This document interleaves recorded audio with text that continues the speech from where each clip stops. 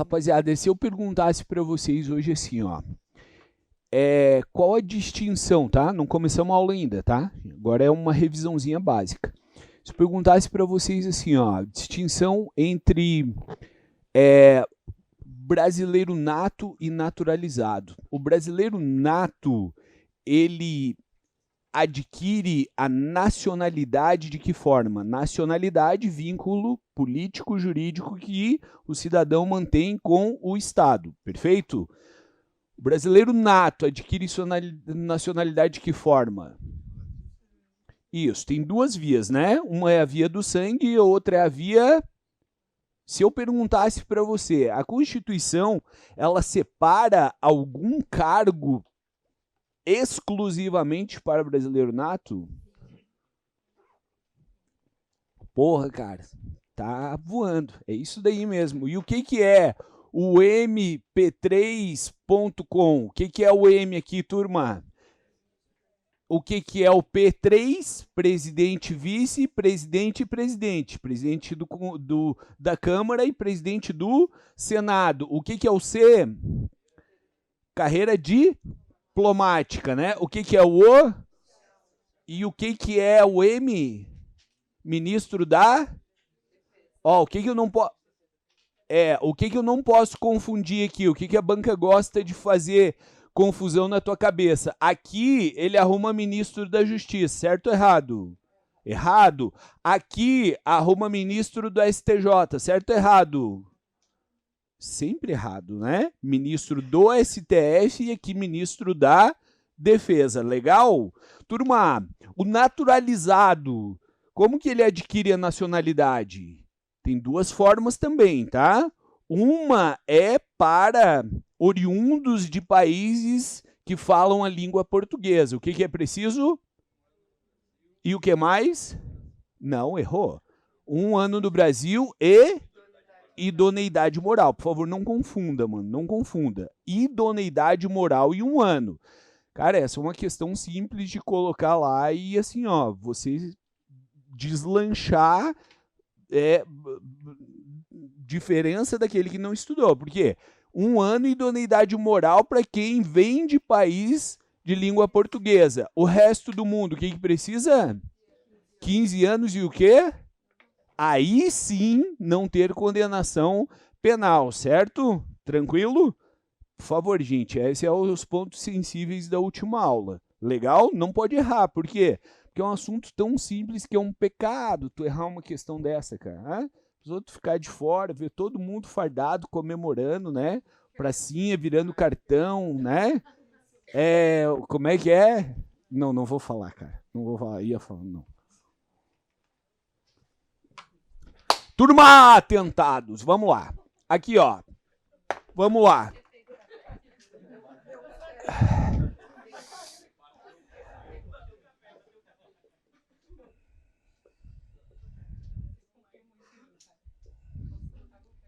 Legal.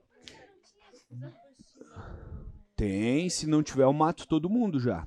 Se não, cadê as meninas do coisa? Não tem nenhuma aqui? Pô, não tá... Não tem? Tem?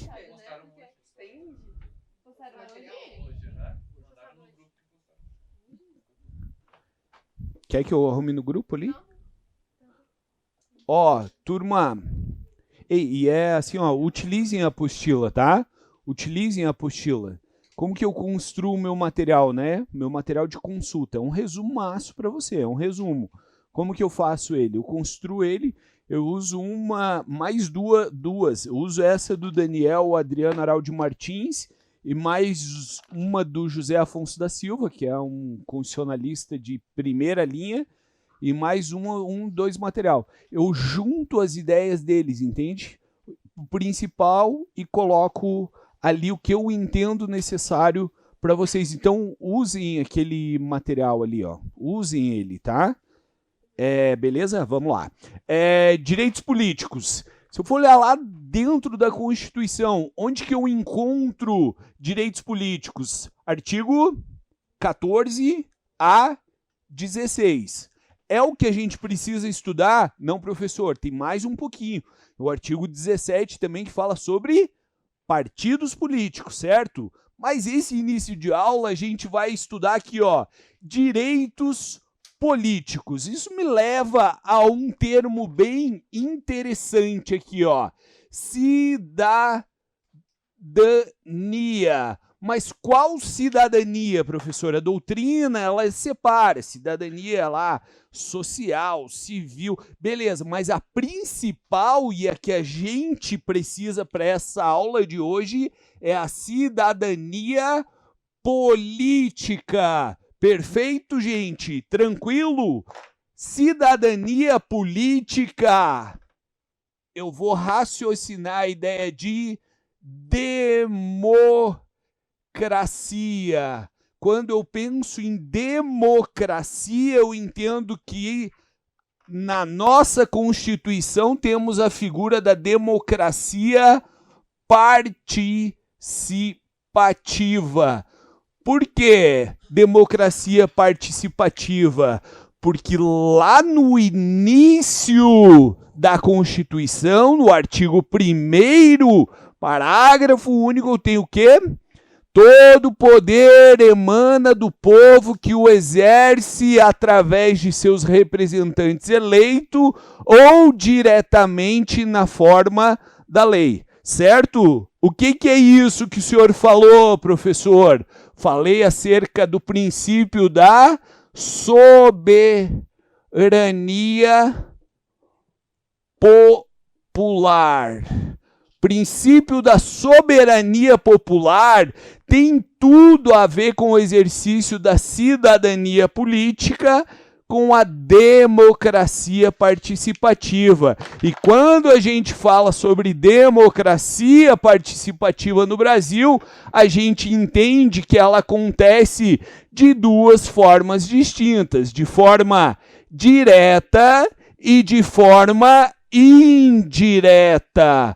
Legal, isso eu já sabia. Então, o que é a democracia participativa de forma direta? É aquela que você exerce através do plebiscito, referendo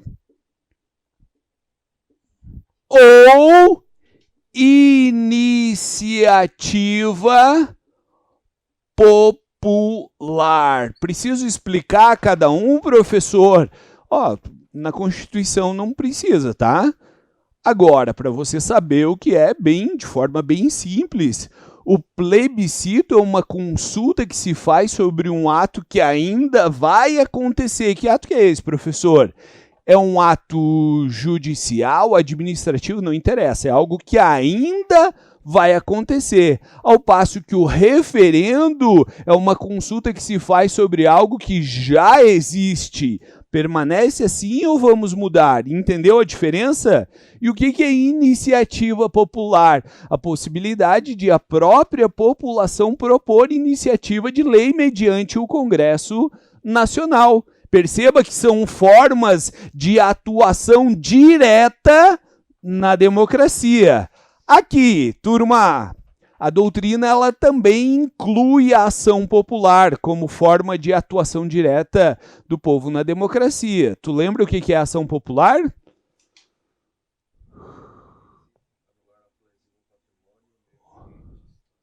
Anda estudando, praça, é isso? O que tu faz lá no quartel? Não faz nada, né? Só tá estudando, né?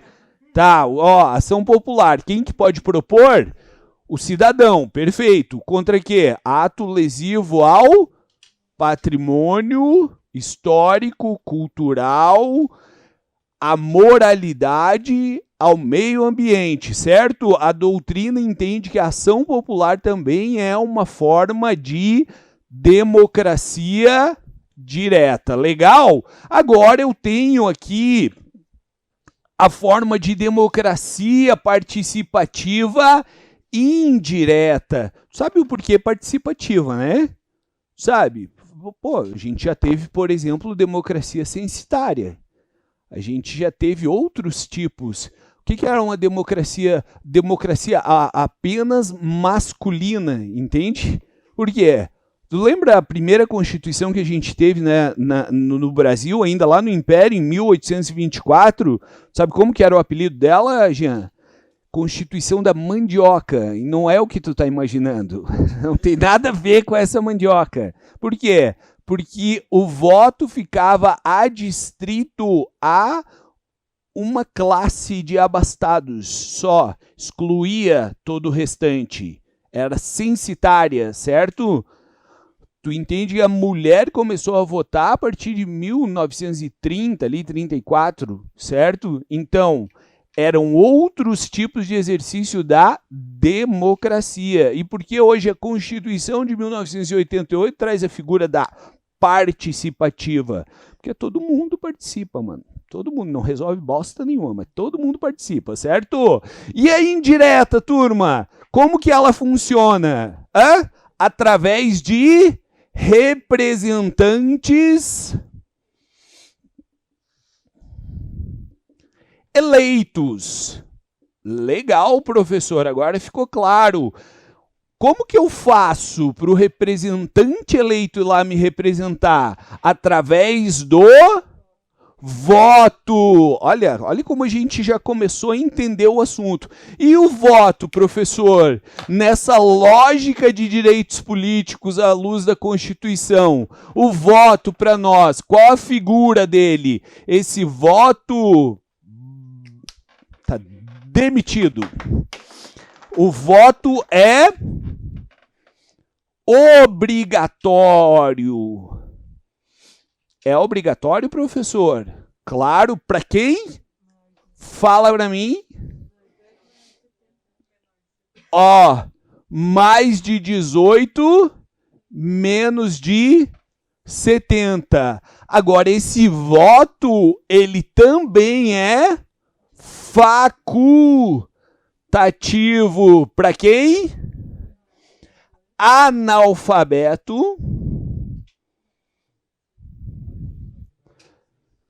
Menos de 70, mais de 70, mais de 16 e menos de 18 anos. Legal? O que mais que eu posso trazer de característica para o voto? Ele é um voto secreto? Sim. Ele é direto? Sim. Mas existe voto indireto na Constituição? Existe, não está na ementa de vocês, mas existe sim uma possibilidade de o Congresso Nacional indiretamente eleger o presidente da República em caso de vacância, tá? Entendemos essa primeira alavancada aqui, turma, sim ou não? Não, né? Ninguém entendeu bosta nenhuma. Vamos lá. Então tá, a gente continua esse raciocínio aqui, então, acerca de direitos políticos, com um tema que é fundamental, que eu chamo de alistamento eleitoral.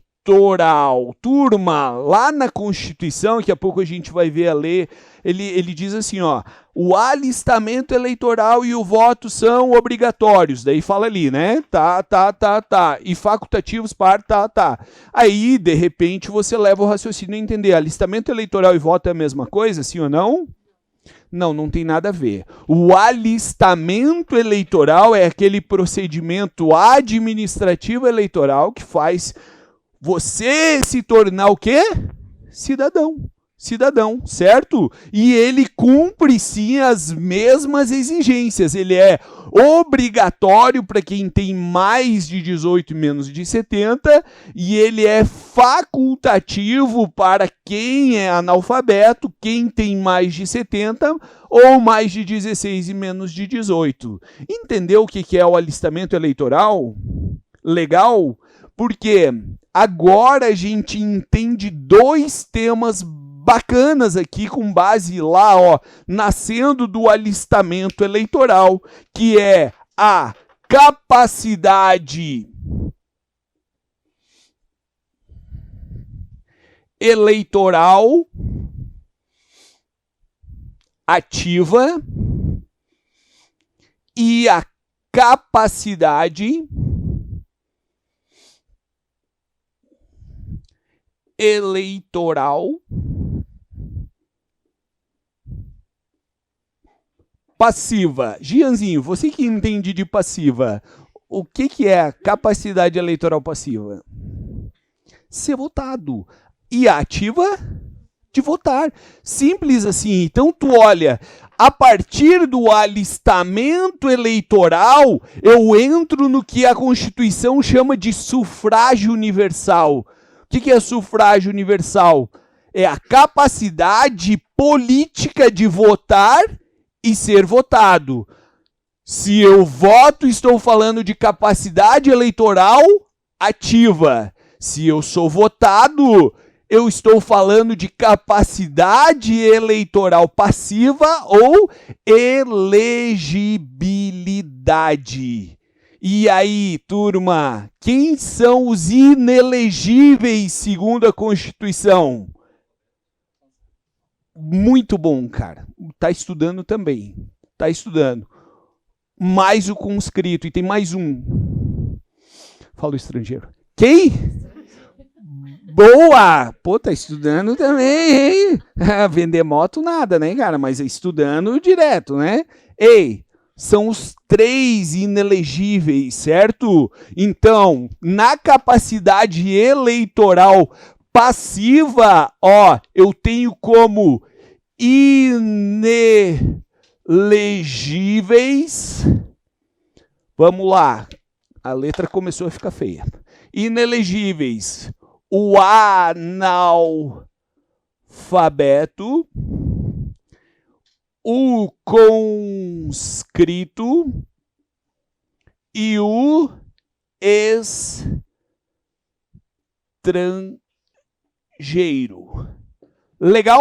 Fácil de entender isso? Aí tu pensa aqui comigo o seguinte, olha se eu fosse a banca da CESP. Olha se eu fosse a banca da CESP. O analfabeto pode votar? Sim ou não?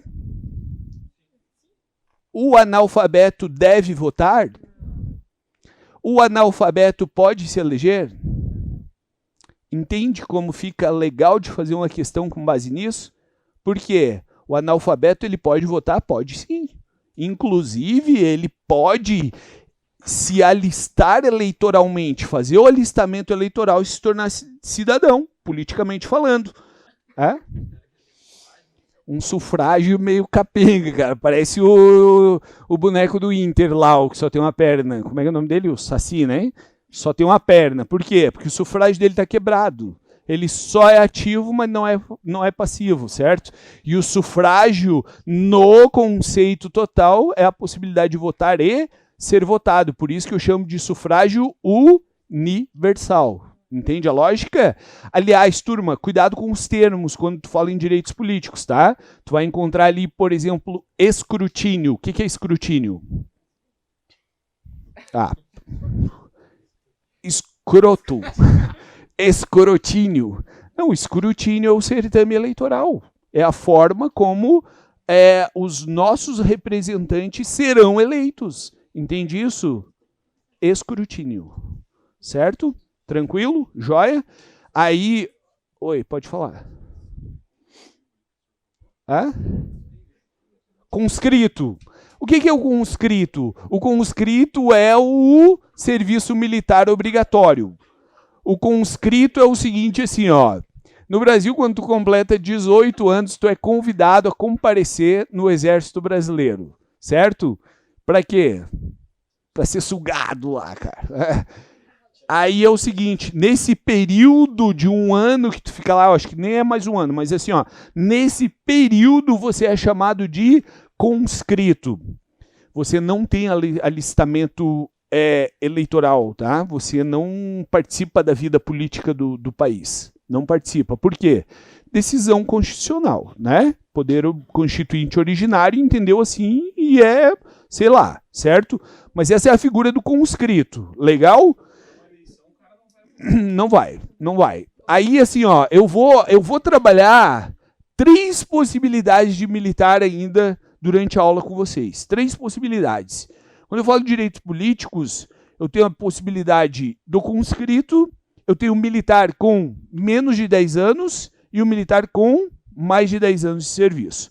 Cada um tem uma consequência, fica tranquilo, tá? Ainda na aula de hoje. Vai, meu jovem. Não, conscrito ao serviço militar obrigatório, tá? Só isso. Tá, então legal. Olha como é que foi. Um deputado, não vou falar o nome dele, mas um deputado, há um tempo atrás, teve uma votação absurda e surgiu essa situação que ele seria analfabeto. O que fizeram com ele? Chamaram ele lá e fizeram um ditado com ele. É sério, cara? Fizeram um ditado para comprovar que ele era alfabetizado, certo? Isso é sério, claro, né? Tá, turma. Ei, legal? Inelegíveis estão aqui, né? Analfabeto, conscrito e o estrangeiro. Agora, para eu exercer a capacidade eleitoral passiva, a Constituição também me traz algumas exigências. Por exemplo, eu tenho que ter nacionalidade brasileira? Sim ou não? Claro, porque senão eu seria estrangeiro. Legal? Cuidado, né? Eu sempre faço um asterisco aqui, tá? Quando a gente estuda lá o artigo 12 da... Lembra quando eu falo do português da reciprocidade? Cuidado, tá? Para não cair em pegadinha ali. Entendeu a lógica? Sim ou não? Beleza. Nacionalidade brasileira, certo? Plenitude dos direitos políticos. Eu tenho que estar na plenitude dos direitos políticos. Mas tem possibilidade, claro, tem possibilidade da perda ou da suspensão, certo? Só não existe a figura da cassação. Não existe cassação de direitos políticos. Existe perda, existe suspensão. A gente vai ver em que hipóteses. Legal? Tranquilo?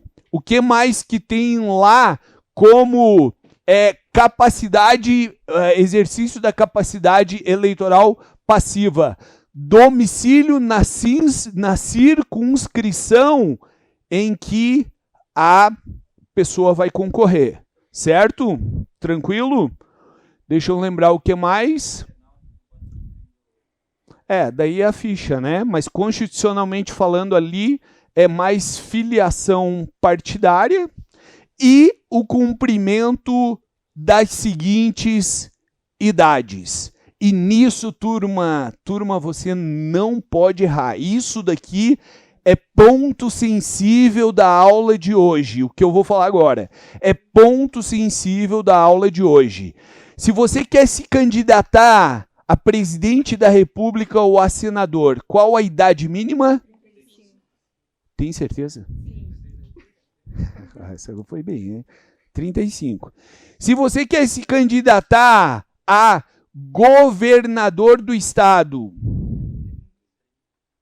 Opa! Não. É 30. Se você quer se candidatar a deputado federal, qual a idade? Prefeito? Não. Prefeito? Prefeito 21. Vereador? 18. Legal? Tá no 21, né? Aqui, ó. Isso é bom tu falar, tá?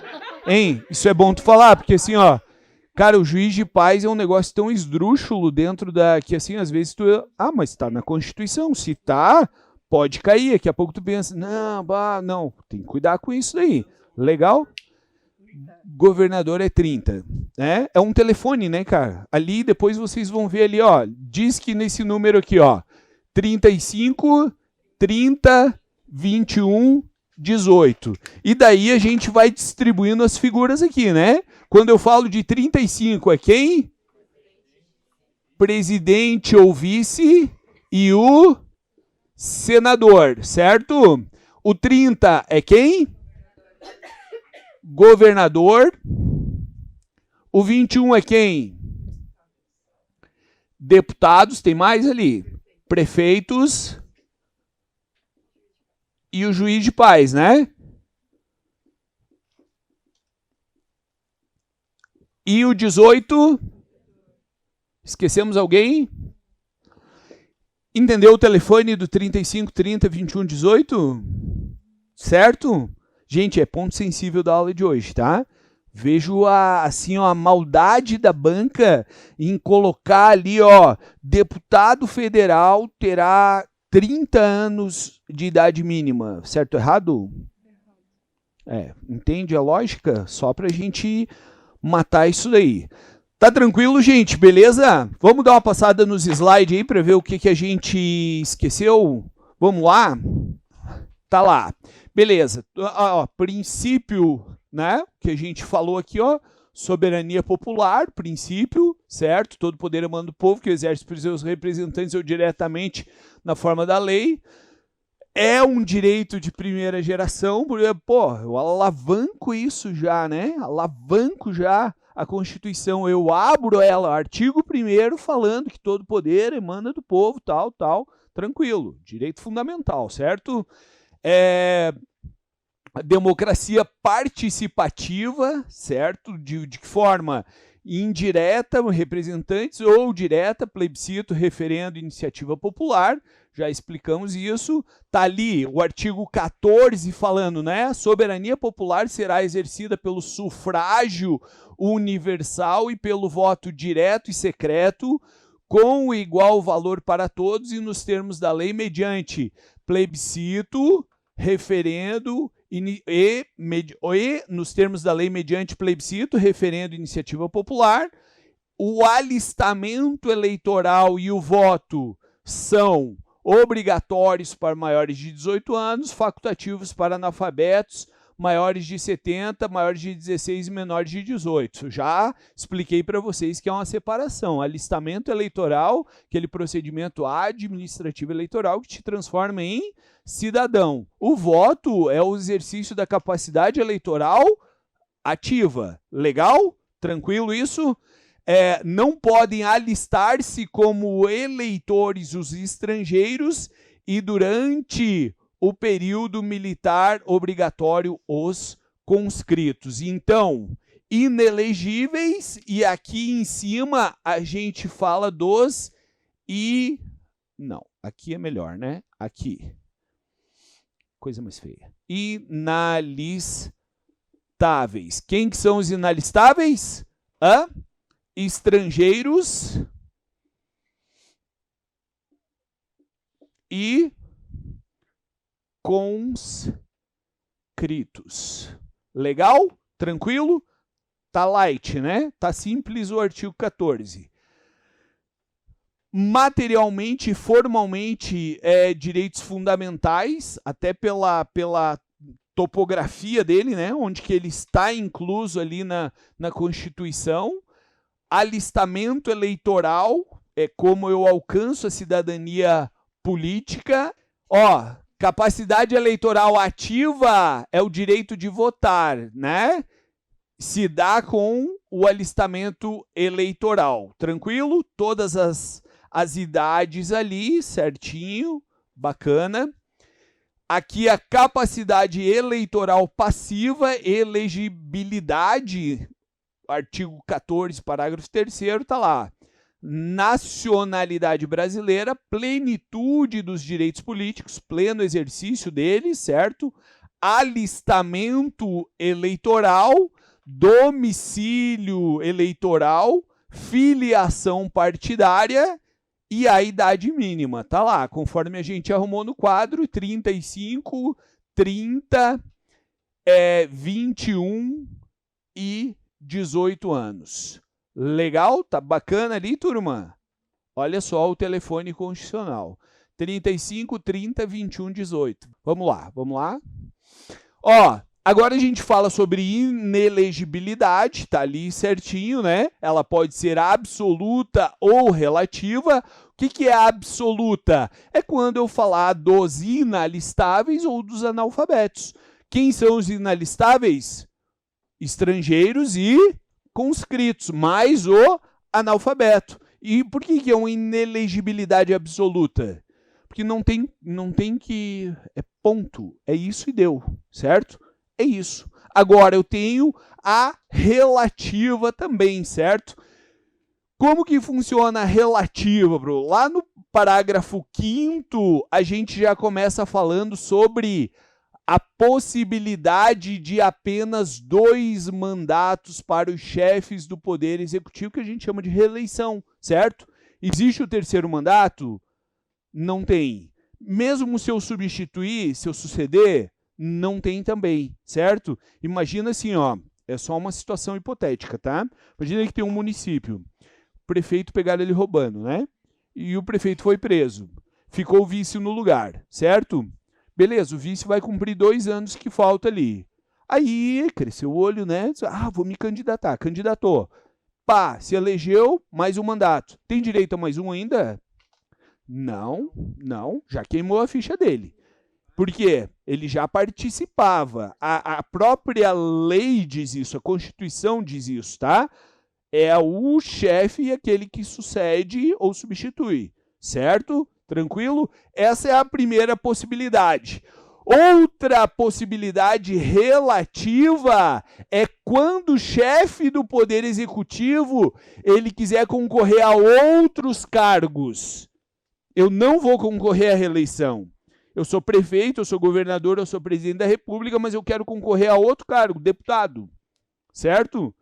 Aí, a Constituição diz que 6 meses antes do pleito eleitoral eu tenho que renunciar, descompatibilizar, eu tenho que sair 6 meses antes. Para quem que é essa relativa? Apenas para o chefe do Poder Executivo que deseja concorrer a outros cargos. Se ele for concorrer à reeleição, precisa?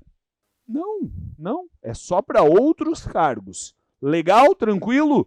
Mais uma eu chamo de reflexa. Por que reflexa?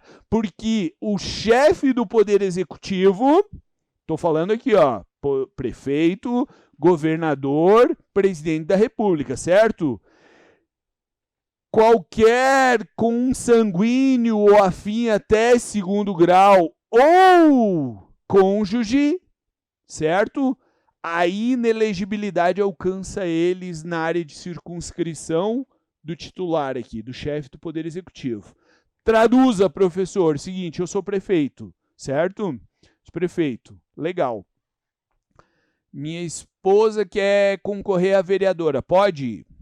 Não pode, cara, não pode, com uma exceção, se ela já for vereadora. Aí ela pode concorrer à reeleição. Hã?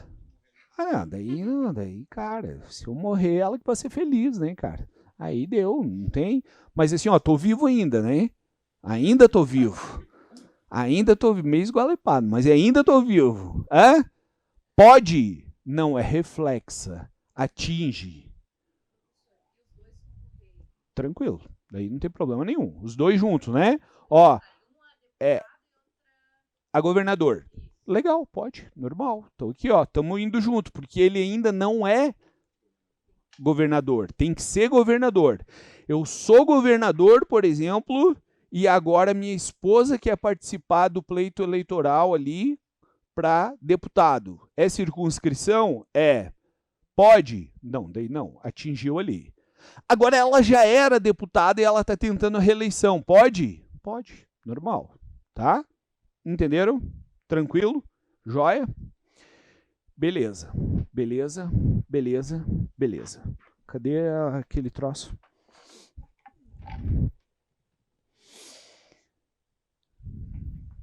Vamos lá.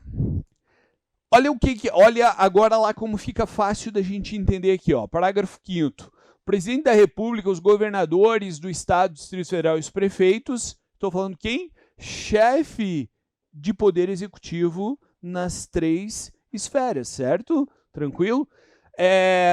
E quem os houver sucedido ou substituído no curso dos mandatos poderão ser reeleitos para um único período subsequente. Legal? Para concorrerem a outros cargos, o presidente, o governador e o prefeito devem renunciar até 6 meses antes do pleito. Tranquilo? Fácil também. São inelegíveis no território de jurisdição do titular. Até aqui, ó, eu tenho uma crítica, né? Isso daqui é erro mesmo. Não é jurisdição, é circunscrição, né? Porque jurisdição é dizer o direito. E um poder executivo não diz o direito, ele tem circunscrição. A gente nunca fala que a polícia exerce jurisdição. Não, que exerce jurisdição é o poder judiciário. né? Mas tá ali, beleza, né? Sorte deles. O cônjuge e os parentes consanguíneos ou afins até o 2º grau ou por adoção do presidente, do governador, do prefeito ou de quem usar substituído dentro dos 6 meses anteriores ao pleito, salvo se já titular de mandato eletivo e candidato à reeleição. Salvo se ele já o parente já e está concorrendo à reeleição. Entenderam isso? Tá claro ou tá confuso? Tá claro, né?